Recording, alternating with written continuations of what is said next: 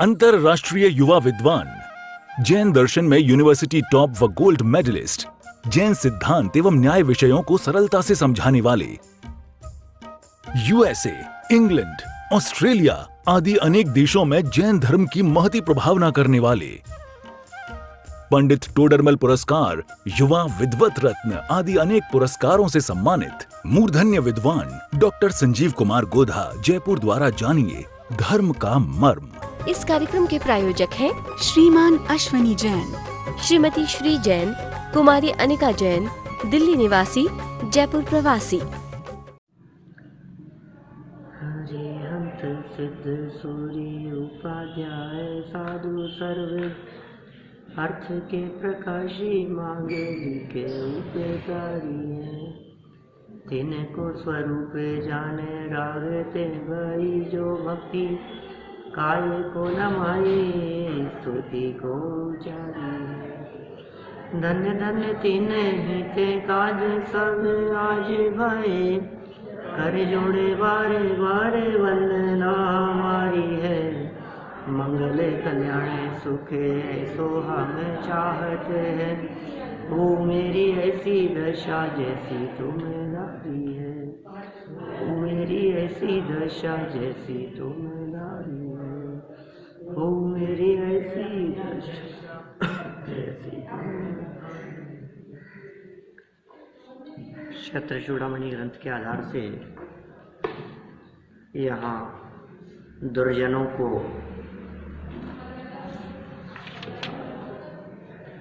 सर्प के समान कहा और ये कहा गया कि दुर्जनों से बचकर रहो, दुर्जनों से सावधान रहो, सज्जनों का समागम करो। दुर्जन लोग अपने समीप आए हुए लोगों को दुर्जन बना लेते हैं, लेकिन सज्जन उतनी आसानी से लोगों को सज्जन बनाने में समर्थ नहीं हो पाते। माने ये एक परिस्थिति कुछ इसी प्रकार की है। इसलिए अच्छे लोगों की संगति में रहकर भी अच्छाइयाँ ग्रहण करें ये कठिन है, लेकिन बुरे लोगों की संगति में रहकर वो बुराई को ग्रहण कर लेना ये बहुत आसान दिखता है। यही कारण है कि समाज में भी जो बुराइयां हैं वो बहुत तेज गति से फैलती हुई दिखाई देती हैं। अच्छाइयों को ग्रहण करने में भी बहुत जोर लगाना पड़ता है, वो भी आसान नहीं है। आज यदि आपको किसी अच्छे काम के लिए कहें तो उस काम को करने में, शुरू करने में और निरंतर करने में बहुत मेहनत और बहुत परिश्रम करना पड़ेगा। आसान नहीं है, बहुत जोर लगता है उसमें।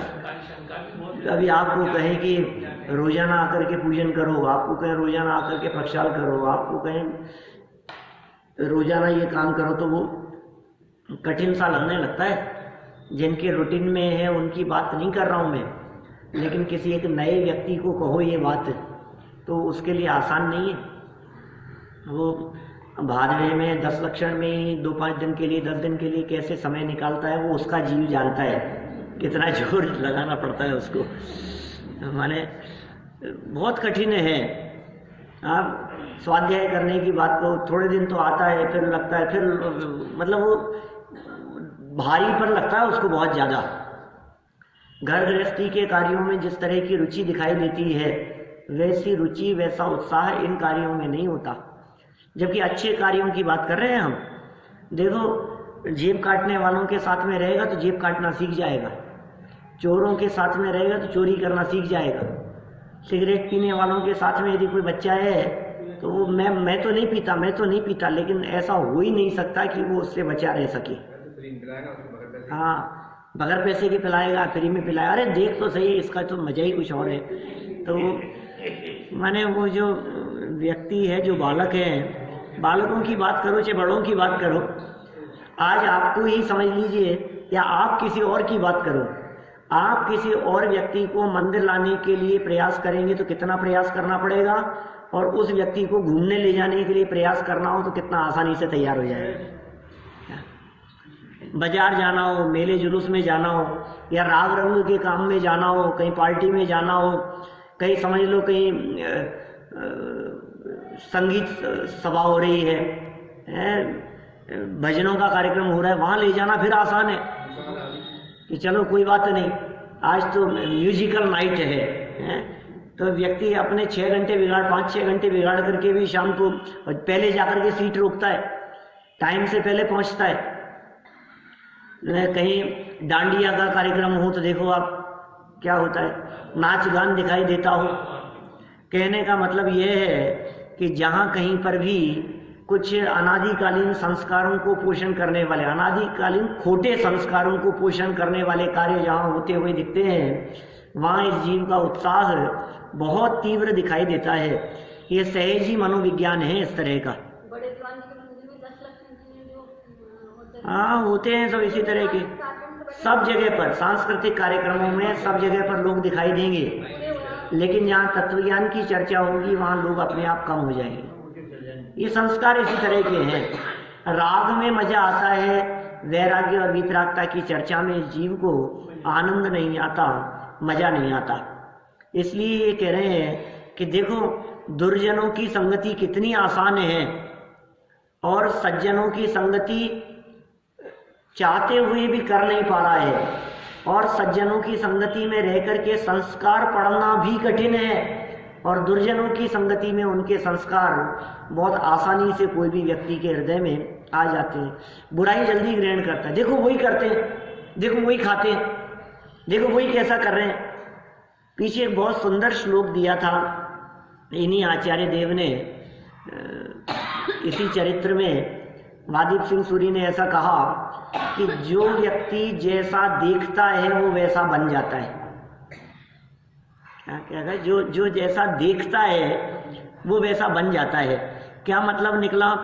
वे कहना चाहते थे कि जो व्यक्ति ये कहता है देखो वही खाते हैं, देखो वही ऐसा करते हैं, तो इसकी दृष्टि में वो दिख रहा है ना, देखो वो कैसे रहते हैं, देखो वो कितना घूमते, इसका मतलब तुम वैसा बन जाओगे थोड़े दिनों में।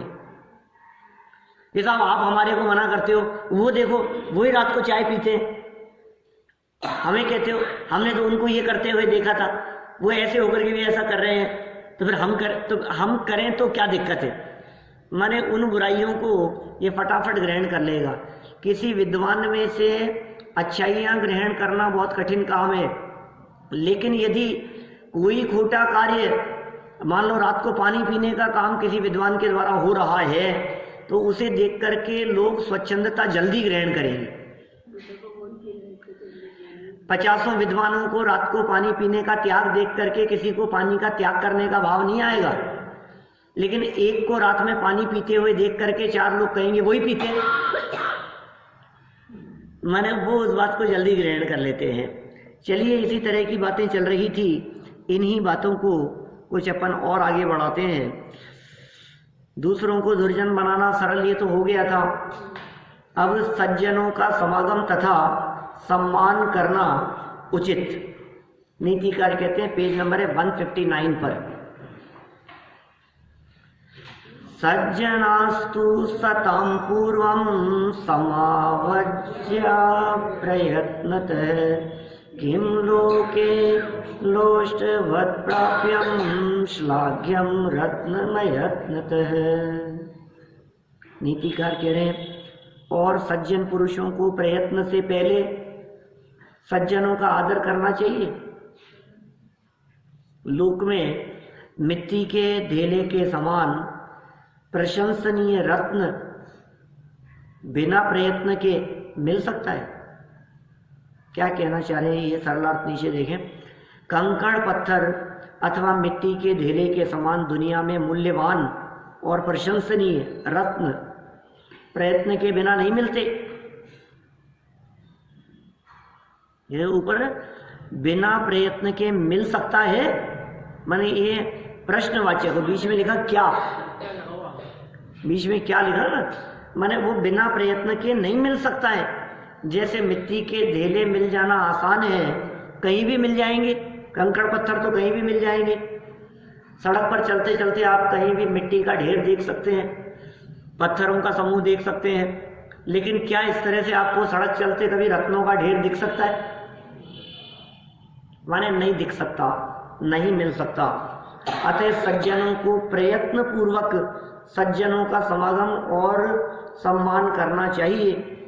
बहुत प्रसिद्ध नीतिकारों का एक श्लोक है, कक्षा 6 में पढ़ा था। साध्य कौन सी क्लास में है? 5वीं में। 6th क्लास में एक श्लोक था, आपको याद भी होगा बड़े लोगों को। नीतिकारों का श्लोक है, शैले शैले न माण्यक्यम मौक्तिकम न गजे गजे, साधवो न ही सर्वत्र चंदनम न वने वने। संस्कृत में है 6th क्लास की किताब में। क्या ये तब से ही याद है, बचपन से। क्या क्या लिखा उसमें?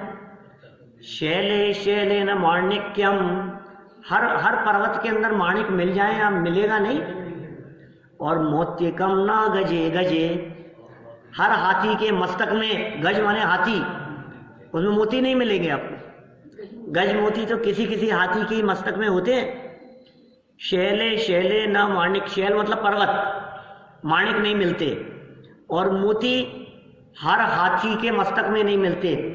वैसे ही साधवो न ही सर्वत्र, सज्जन पुरुष सब जगह पर नहीं मिलते। और चंदनम ना वने वने, और हर वन में आपको चंदन के पेड़ नहीं मिलेंगे। ये दुर्लभता को बतलाने के लिए नीतिकारों ने बात कही है। तो ये उसी तरह का श्लोक यहाँ वादीप सिंह सूरी स्वामी ने कह दिया कि भाई ये रत्नों का ढेर नहीं मिलता, उसी तरह से सज्जन नहीं मिलते। वहां तो 3 उपमाएं दी। चंदन जैसे जंगल में सब जगह पर नहीं मिलते, माणिक रत्नों की प्राप्ति सब पर्वतों पर नहीं होती, कहीं कहीं दुर्लभ है, बहुत रेयर मिलेगा आपको। इसी तरह से मोती भी हाथी के मस्तक में, सब में तो सवाल ही नहीं है। और सब में क्या, हजारों हाथियों में कोई एक आध हाथी के मस्तक में मोती निकले, गज मोती तो महान दुर्लभ है। इसी तरह से सज्जनों की संगति प्राप्त करना भी महान दुर्लभ है। इसलिए बहुत प्रयत्न पूर्वक प्रेरणा दे रहे हैं ये नीतिकार, ये कह रहे हैं कि सज्जनों की संगति करो, प्रयत्न पूर्वक, पुरुषार्थ पूर्वक, बहुत मेहनत और उत्साहित होकर के ये कार्य किया जाना चाहिए। माने आपके हृदय में उत्साह बहुत होना चाहिए उनकी संगति के लिए। प्रयत्न पूर्वक सज्जनों का समागम भी और सज्जनों का सम्मान भी। देखिए, जहां सम्मान होगा वहां समागम अपने आप ही होगा। सम्मान नहीं है तो समागम भी नहीं होता है। तो पहला काम सम्मान का और दूसरा काम समागम का। तो सम्मान और समागम, देखो यही इन्होंने यहाँ विशेषार्थ में बात कही। गुरु आर्यानंदी जीवंदर कुमार को राजा बनने के पूर्व ही सुचारू राज्य संचालन के लिए समझा रहे हैं कि प्रयत्न पूर्वक योग्य पुरुषों का संग्रह और उनका उचित सम्मान करना आवश्यक है। क्या कहा? आप राजा बनेंगे ना, आप राजा बनेंगे, राज्य का संचालन करेंगे, तो आपके हृदय में ये बात जरूरी है कि सज्जनों का सम्मान हो और बुद्धिपूर्वक प्रयत्न पूर्वक उनकी संगति हो। बहुत पुरुषार्थ करना पड़ता है उनकी संगति के लिए। प्रथम तो सर्वत्र मिलते नहीं है, फिर कहीं मिल जाएं तो उनका समागम आसान नहीं है। फिर समागम में साथ में रहना, और फिर अपने विकल्प नहीं आते इस तरह के, अपन फ्री नहीं होते, इतना टाइम नहीं निकाल पाते। तो समय निकालें, समय निकालने के बाद में भी समय भी बहुत हो तो परिणाम नहीं है, भाव नहीं बनता है। कितनी तरह की बातें उत्तर दुर्लभ दिखाई देती हैं। सज्जनों के साथ में समागम की यहाँ प्रेरणा आर्यनंदी के माध्यम से जीवंदर कुमार को दी जा रही है। देखिए, सज्जनों के वचन अमृत से भी श्रेष्ठ हैं। कितने सुंदर बात कह रहे हैं। माने कर्णप्रिय लगती है ऐसी बातें सुनने में ही, अमृत लगता है। मुख चंद्र ते अमृत झरे, माने सज्जन उत्तम है ना। मुनिराज तो, मुनिराज से बढ़कर सज्जन तो और कौन हो सकते हैं जगत में। मनुष्य गति के जीवों में सर्वश्रेष्ठ सज्जन पुरुषों की यदि बात किया जाए, मनुष्य गति वाले लोगों में तो मुनिराजों से बढ़कर तो कोई हो नहीं सकते। श्रावकों में गृहस्थों में भी सज्जन मिलेंगे, लेकिन हमने सदाचार वाले पाठ में आपसे कहा था सत्य आचार जिनका हो वे सत्य जन हैं, माने सत्य आत्मा का लक्षण है, सत्य वस्तु का लक्षण है। और जन, कौन जन सत्य हैं? जिनकी दृष्टि सत्य स्वरूपी आत्मा पर है वे सत्य जन हैं, सज्जन। सज्जन है ना, सज्जन किसे कहें? जिन्हें आत्मा की खबर नहीं हो वे क्या सज्जन है? जिन्हें सत्य की खबर नहीं है वे कैसे सज्जन है? जिन्हें सत्य स्वरूपी आत्मा का भान नहीं है उनका आचरण सद आचरण कैसे होगा? तो सज्जनों का सदाचरण होता है। यहाँ सज्जनों की संगति की बात कही जा रही है। उनके वचन भी बहुत मधुर होते हैं, वेद विज्ञान की बातें निकलती है। आत्म अनुभूति के लिए ये वचन उनके अंतरंग से, वाणी के योग से सहज निकलते हैं। देखिए करोड़ में 1800 मुनि भी नहीं। हाँ, 700 करोड़ में कितने हैं मतलब वर्तमान में? लेकिन 700 करोड़ सम्यक दृष्टि भी है, 29 अंक प्रमाण में सब सज्जन है। लेकिन 29 अंक प्रमाण में 700 करोड़ माने कुछ नहीं। इसका मतलब कितने अंक प्रमाण में एक हुआ ये सोचो आप। 22 अंक प्रमाण में एक होगा क्या? नहीं नहीं नहीं, 7 करोड़ सम्यक दृष्टियों की बात कर रहा हूं। 7 करोड़ सम्यक दृष्टि माने 8 अंक हो गए ना। 7 के आगे 7 जीरो, 8 अंक हो गए। 29 अंक प्रमाण मनुष्य हैं। 29 अंक प्रमाण मनुष्यों में 8 अंक प्रमाण सम्यक दृष्टि हो गए मान लो। तो मैं वैसे बतला रहा हूँ मोटा मोटा, ऐसे तो लगता नहीं है कुछ भी। तो भी आप सोचो 22 अंक प्रमाण में एक व्यक्ति है। क्या कहा? क्योंकि 700 करोड़ लिए ना अपन ने, तो हैं 14 अंक प्रमाण में टोटल 29 अंक प्रमाण, टोटल 29 अंक प्रमाण है। 29 अंक प्रमाण मनुष्यों की संख्या में 700 करोड़ सम्यक दृष्टि है। तो अब लगाओ जरा उसमें कितना बैठेगा, उसमें भाग दे करके लगाओ। ऐसे रेशियो लगता ही नहीं है। तो भी मैं ये कह रहा हूं 22 अंक प्रमाण में एक व्यक्ति निकलेगा।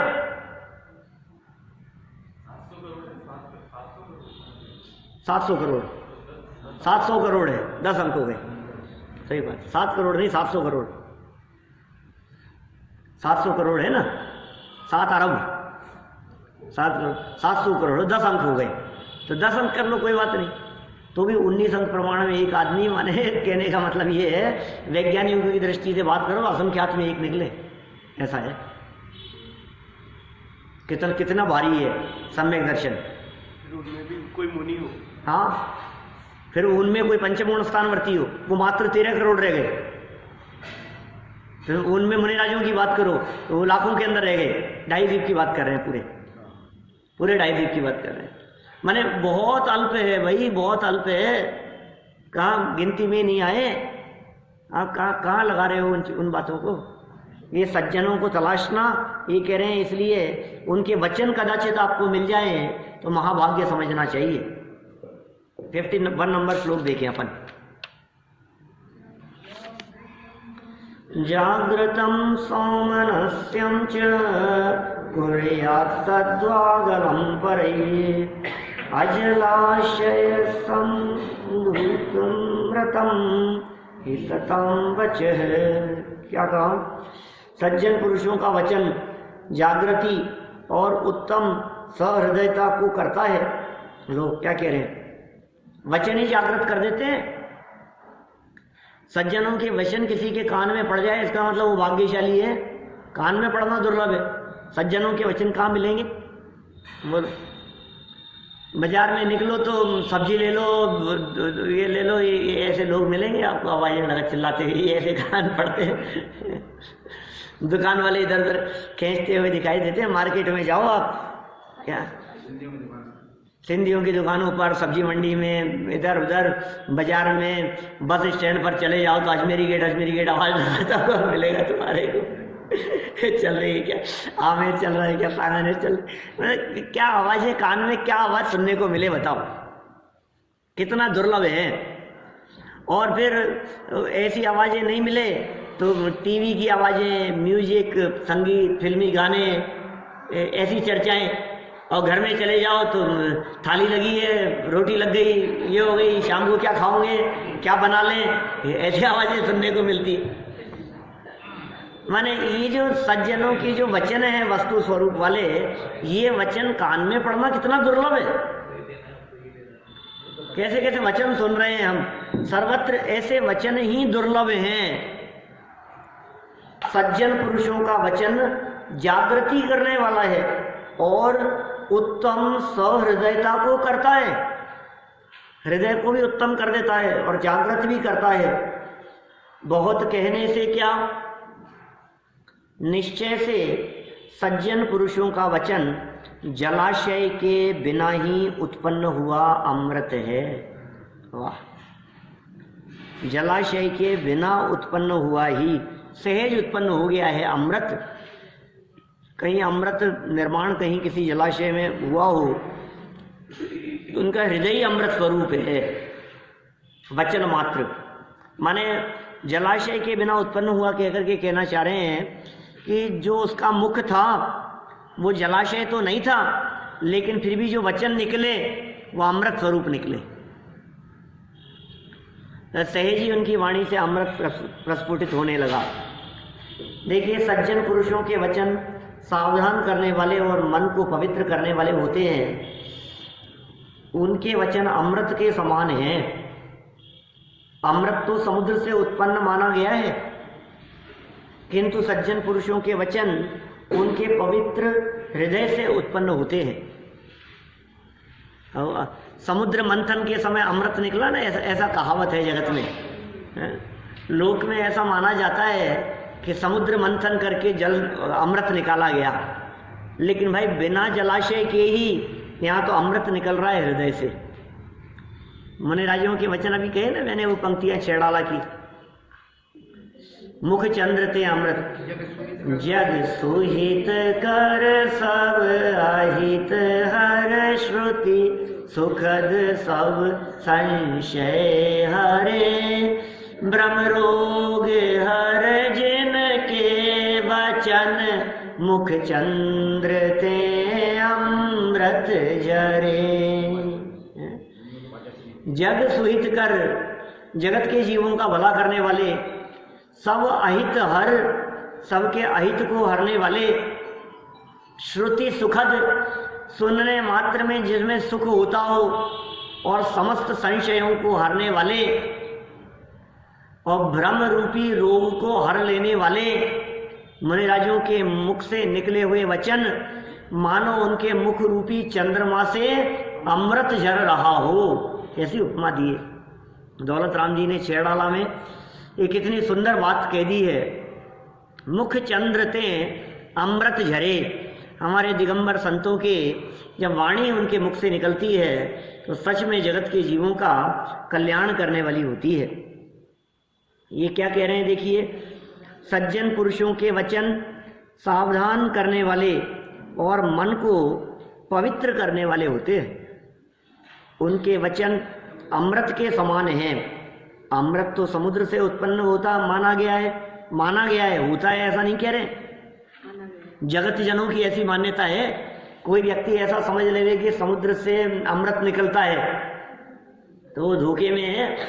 अमृत तो छोड़ो, मीठा जल भी नहीं मिलता समुद्र में। लेकिन जगत में लोक मान्यता के अनुसार ऐसा माना गया है कि समुद्र से अमृत निकला, किंतु सज्जन पुरुषों के वचन उनके पवित्र हृदय से उत्पन्न होते हैं। सज्जन पुरुषों के वचन कैसे उत्पन्न होते हैं? पवित्र हृदय से उत्पन्न होते हैं, क्योंकि हृदय की पवित्रता है। देखिए, सज्जनों के हृदय में जब पवित्रता ही निवास किया करती है तो मुख रूपी चंद्रमा से जब भी वचन निकलेंगे तो वे अमृत स्वरूप ही निकलेंगे। जिसके अंदर जो भरा होता है उसके बाहर भी वही निकलता है। सज्जनों के अंतर में आंतरिक शांति है, अभूतपूर्व शांति का वेदन है, अतीन्द्रिय आनंद का रसास्वादन है, भेद विज्ञान की चर्चाएं उनके अंतरंग में गुंजायमान रहती है। अब उनकी वाणी जब निकलती है तो उस वाणी में क्या निकलेगा? वही भेद विज्ञान की चर्चा जो अंदर में है। दिन रात आत्मा का चिंतन, मृदु संभाषण में वही कथन, निर्वस्त्र दिगंबर काया से भी प्रकट हो रहा अंतर मन। वैसे होते मुनिराज, दिन रात आत्मा का चिंतन, अब वाणी निकलेगी तो क्या निकलेगी? वही आएगी। देखो विशेषार्थ में लिखा, जो बात कह दी ना हमने वही विशेषार्थ में लिख दी इन्होंने। हिंदू धर्म की मान्यता के अनुसार देवताओं द्वारा समुद्र मंथन से अमृत रत्न निकाला गया था, ऐसा मानते हैं वो। उस अमृत रत्न की उपमा यहाँ सज्जनों के वचनों को दी है, यानी सज्जनों के वचनों को उस अमृत की उपमा दी है। सज्जनों के वचन अमृत से भी अधिक श्रेष्ठ हैं, क्योंकि अमृत तो जलाशय से निकलता है जहाँ कीचड़ भी होता है, किंतु सज्जनों के वचन उनके पवित्र हृदय से निकलते हैं जहाँ विकार का नाम ही नहीं है। देखो आप, कहाँ जलाशय से निकलने वाले अमृत और कहाँ सज्जनों के हृदय से निकलने वाले अमृत वचन। इन वचनों को बाह्य जलाशय से निकलने वाले अमृत से भी श्रेष्ठ कहा गया है। चलिए, अभिकारी रहना ही योग्य है। आगे नई बात कहते हैं, नया श्लोक। वादीप सिंह सूरी आचार्य श्लोक नंबर 52 में क्या कहते हैं? एकैकं च विकारकृत समवायो न किं कुर्यात् विकारोस्तु तैरपि। जब युवावस्था, बल, शरीर सामर्थ्य और ऐश्वर्यता अर्थात प्रभुता पृथक पृथक विकार भावों को करने वाले हैं, तो उनका समूह किस अनर्थ कार्य को नहीं करेगा? करेगा ही। इसलिए इन तीनों से भी तुम्हारा चित्त विकार रहित हो, ऐसा आशीर्वाद गुरु ने जीवनधर कुमार को दिया। तीन बातें कही है देखो आप। एक तो युवावस्था, दूसरा शारीरिक सामर्थ्य और बल, और तीसरा ऐश्वर्य और प्रभुता माने धन संपन्नता। ये तीन चीजें, तीन में से एक भी किसी के पास में हो तो अनर्थ करा सकती है। माने युवावस्था में ये व्यक्ति अनर्थ करने में समर्थ है। विकार भाव युवावस्था में इसके हृदय में आ जाए तो कोई बहुत आश्चर्य नहीं है। एक तो युवावस्था, क्योंकि युवाओं में जोश तो रहता है लेकिन होश नहीं रहता। वृद्ध व्यक्तियों जैसा, उनके अनुभवों जैसा, भले ही ये कहे वृद्ध लोगों के बारे में कि आउट ऑफ डेट हो गए, इनके विचार पुराने हो गए। भाई सुनो, विचार कैसे भी हो, उन विचारों में 60 साल का, 70 साल का अनुभव छिपा है। वो अनुभव नहीं है अभी तुम्हारे को। तुम कितने भी होशियार क्यों नहीं हो, लेकिन उस होशियारी के पीछे उसमें होश चाहिए। वो होश 70 साल में आया है। ये तुम्हारे जोश के साथ में होश चाहिए। ये कह रहे हैं युवावस्था ये अनर्थ करने में समर्थ है, और साथ में यदि शारीरिक बल भी हो, कामदेव है, ताकत बहुत हो, अब कौन क्या बिगाड़ लेगा मेरा? हम चौड़े बाजार सकड़े जैसी दशा है। और फिर इसके साथ में तीसरी चीज और मिल जाए, पैसा मिल जाए। माने पैसे की कमी नहीं है, शारीरिक बल है और युवा अवस्था है, तो ये तीनों ही जहां मिल जाए तो विकार भाव करने वाले तो बहुत मिल जाएंगे। ये किस अनर्थ कार्य को नहीं करेगा? नीतिकारों के द्वारा बतला दी नीति सारे जगत में लागू होती है, जैनियों के लिए नहीं है। सर्व जगत में आप इस बात को देख सकते हो। किस अनर्थ कार्य को नहीं करेगा? करेगा ही। इसलिए वे आर्य नंदी गुरु जो शिष्य जीवंदर कुमार को संदेश देते हुए कहते हैं कि बेटा सुनो, तीनों से तुम्हारा चित्त विकार रहित रहे, ऐसा हम तुम्हें आशीर्वाद देते हैं। हम ये भावना भाते हैं क्योंकि देखो राज्य मिलने वाला है, तुम्हें राज्य मिल जाएगा, शक्ति की बल की कमी नहीं है, युवावस्थाएं, शरीर से तुम कामदेव हो, लेकिन चित्त में विकार भाव नहीं हुए, सावधान रहना, सतर्क रहना, ये प्रेरणा दी जा रही है। देखिए सरल अर्थ और विशेष अर्थ में क्या कहते हैं यहां, यौवन, सत्ता, अधिकार, बल और सामर्थ्य को इन्होंने सत्ता कह करके पुकारा है। सत्ता जिसके हाथ में हो, ये और 2 कदम आगे हो गए। हमारे हाथ में है सत्ता, अब कौन क्या बिगाड़ लेगा। मतलब रावण सीता का हरण करके ले गया, अब कौन उसको कुछ कहने वाला है। 3 खंड का अधिपति है, उसके पास में पावर है, अब कोई कुछ कर ले, कोई नहीं कर सकता कुछ भी। ये तो रावण की ही सज्जनता है कि सीता का शील सुरक्षित रहा। माने यदि वो रावण की सज्जनता नहीं होती तो सीता का शील सुरक्षित नहीं रह सकता था, लेकिन रावण की जगह कोई दूसरा होता, युवावस्था में शक्ति और सामर्थ्य बहुत है और धन भी है, तो बोलो वो क्या अनर्थ नहीं कर सकते। डॉक्टर साहब तो इसलिए बोलते हैं कि आज के समय में रावण का मिलना ही हाँ, है। रावण का घर तलाशना मुश्किल है भाई साहब आज के समय में, ऐसी हालत है। आप राम राज्य की कल्पना करते हो, राज्य तो छोड़ो, रावण राज्य भी नहीं हो सकता।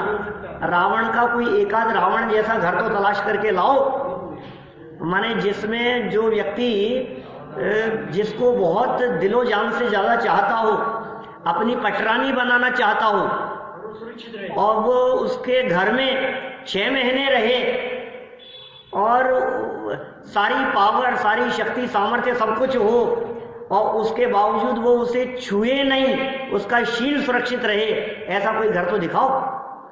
वो तो बताते हैं आज तो ऋषियों के आश्रम सुरक्षित नहीं है। क्या बात कहे।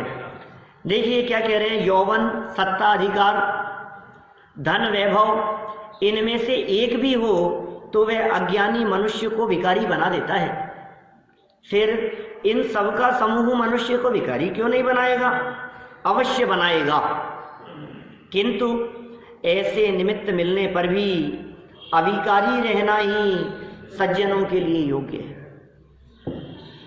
आप यदि सज्जन हैं तो आपके लिए यह बात योग्य है कि ऐसे निमित्त मिल जाने पर भी आप अविकारी रहें।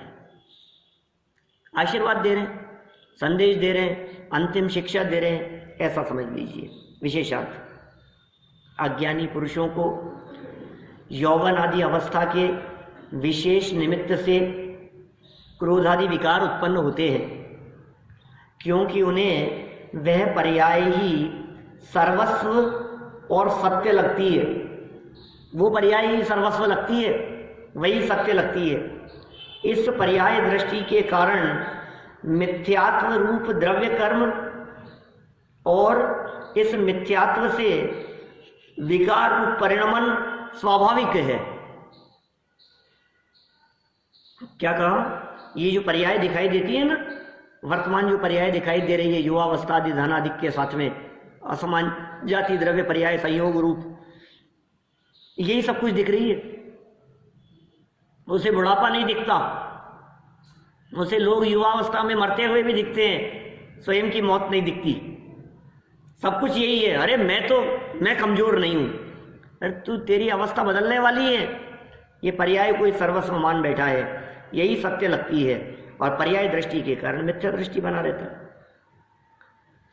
इस मिथ्यात्व से विकार रूप परिणमन स्वाभाविक है। गुरु आर्यनंदी जीवंधर कुमार को आशीर्वाद देते हैं, ये आशीर्वाद है उनका। यद्यपि गुरुओं के आशीर्वाद से कुछ काम हो जाए ऐसा होता नहीं है, लेकिन गुरुओं की सद्भावना यदि शिष्यों के प्रति है तो इसका मतलब वो शिष्य भी योग्य दिखाई दे रहे हैं। योग्य शिष्य को योग्य गुरुओं के द्वारा योग्य आशीर्वाद दिया जाता है, और वो योग्य आशीर्वाद, क्योंकि वे गुरु भी सज्जन है और सज्जनों के मुख से निकले हुए वचन वे फलित होते हुए दिखाई देते हैं। इस कार्यक्रम के प्रायोजक हैं श्रीमान अश्वनी जैन, श्रीमती श्री जैन, कुमारी अनिका जैन, दिल्ली निवासी, जयपुर प्रवासी।